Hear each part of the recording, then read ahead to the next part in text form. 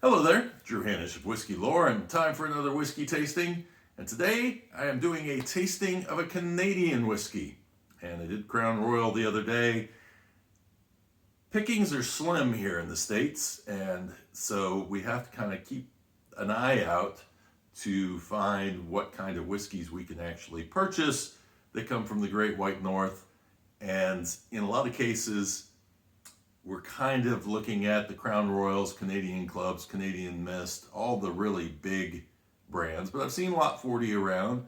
I've seen 40 Creek around, but they're not as prevalent as some of the others. Now, 40 Creek is here likely because they're now owned or being distributed by Campari, which also distributes and owns Wild Turkey.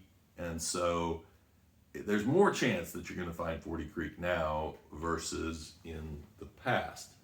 Now, this is the Copper Pot Reserve, 43% ABV. Distillery's been around since 1992, so they have had some experience.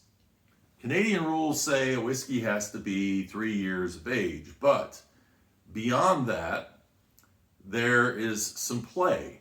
And so this particular whiskey they've created in a very interesting way. It is a blended whiskey, but it is a blended whiskey that has been blended from components that could be a rye whiskey, a bourbon, or a high malt whiskey. And to explain this, basically what they do is they are aging, they're distilling corn whiskey that is just corn, using enzymes, I'm sure, because they have to have something to be able to do conversion. And then what they'll do is they'll age that separately in its own barrel from rye whiskey that they've distilled, probably using enzymes, put it into the barrel, age that separately, and then come up with your, which one have I missed? Your single malt or your malt whiskey, and do the same thing. Age it by itself. Then after they've all aged, you can blend them together. And you may be saying, why go to all of this extra work? I actually think there's a bit of genius in this because rye whiskey to me is usually better at a younger age. Corn whiskey, well, maybe jury's out, I think, in terms of how long a corn whiskey needs to be aged. But then we look at something like a single malt or a malt whiskey, and in Canadian weather, probably could age a lot longer. So this gives them control over the ages of what they're putting in together. And for a Canadian whiskey, they all have to be 3 years, but after that, they could be any length of time. So it really gives you a chance to age the elements to the flavor profile that you want to get, which I think is genius. I think where my issue is that there's no transparency on the label. So we have no idea whether this is high rye, whether this is bourbon-esque, or whether this is rye-esque, or this is a high malt. So when you are learning how to taste and learning about whiskeys, there's an advantage to knowing something about your whiskey, so that, say this is a rye whiskey, well, and for buying it even, because if you're not a big fan of rye and this was a high rye, you probably wouldn't buy it. You would move on to the next whiskey. But we don't know. This actually could be a rye whiskey in terms of if you factored out what its mash bill was by the blend. So we don't know. We have no idea. And so it ends up becoming more of a generic kind of a thing, Canadian whiskey, rather than letting us know exactly what is inside the bottle. I think something else that's interesting about this, I don't know if you can get full color experience here, but that doesn't look like a bourbon to me. And it's got an interesting hue to it. To me, it almost looks like It's probably not dark enough to be root beer. Maybe root beer after you've had your ice melting in it for a little while. It just has a color that I don't feel like I've seen before. And so that makes me think that they're probably using E150A to color this whiskey because, like I say, that just doesn't feel to me like a natural color for a whiskey. I mean, to the layman, it probably does, and they wouldn't think twice about it. I come out of a background of web design, working in paint stores, and so my eye focuses on color, and I really kind of tear things apart. And so seems like, I don't know, not a color that is 100% probably from the barrels, depending on how old the whiskey is. And this is another way we can kind of be fooled because we don't, I mean, it makes it look like it's a longer aged whiskey, but is it? We don't know. So we're going to nose and taste, and maybe that will give us some of the idea of what we're getting into here. So on the nose, there is a solvent note that comes in. I get almond and I get butterscotch. I get a little char coming through, and then I get this little solvent note in addition to that.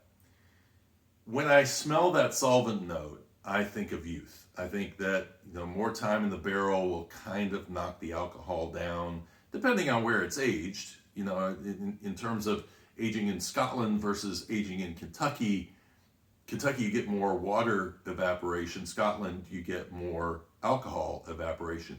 I would think Canada would be closer to Scotland, and that you would lose more of that alcohol kind of smell the longer it sits in a cask there. So again, assumption on my part, not sure, but a little youth.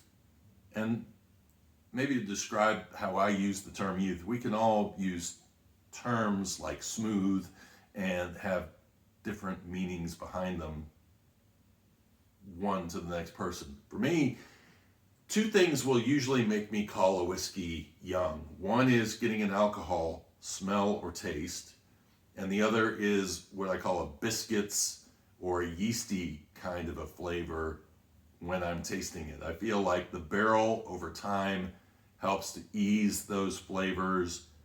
You can also get rid of them through distillation, depending on, you know, if you are taking too much of the heads. In a heads cut, you have heads, the hearts, and the tails, and you can choose on a pot still where you want to grab that from. And so if you grab a little too much into the heads, you might get some of those solvent notes in there.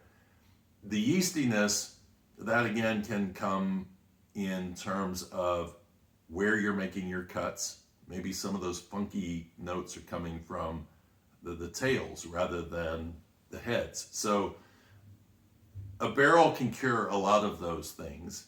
And so in a way, I feel like some of the liquid in here may still be a little bit young, at least 3 years old, but aging should be slower in Canada because you should have less extremes in terms of temperatures. Cheers.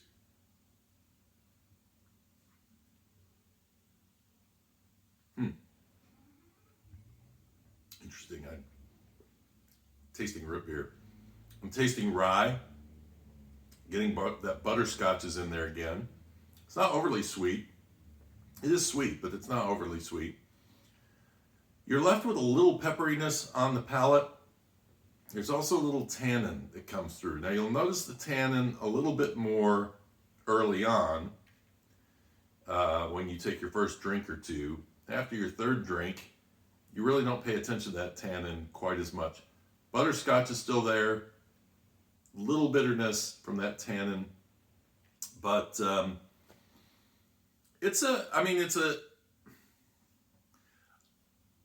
not a fan of the nose.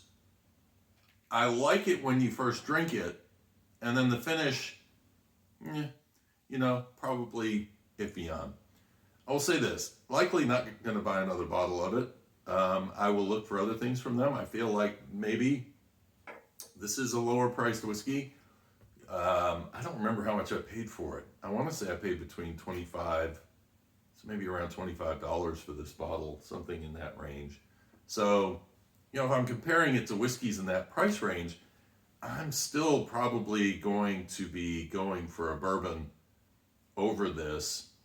Rye is actually hanging around a little bit, by the way. It's interesting how when you take your focus off of the whiskey for a moment and then it comes back, you all of a sudden go, oh, look, yeah, there's a little lingering kind of a herbally rye that is laying on my palate at the end, and everything else is kind of gone away. I would think this actually has a pretty decent amount of rye in it, even though it doesn't show during the initial nosing and drinking of it. It's got enough that it stands out.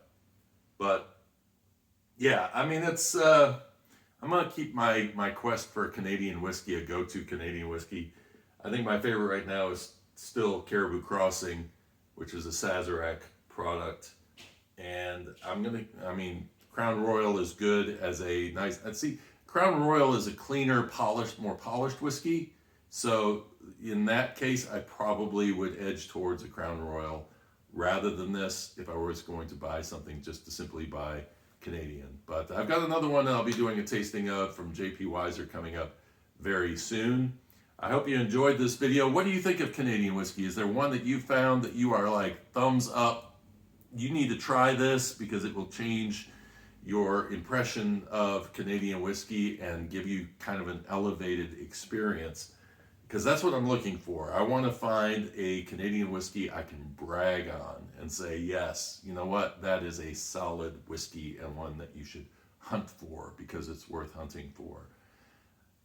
I hope you enjoyed the discussion and a little bit of education there. And until next time, cheers and Slainte.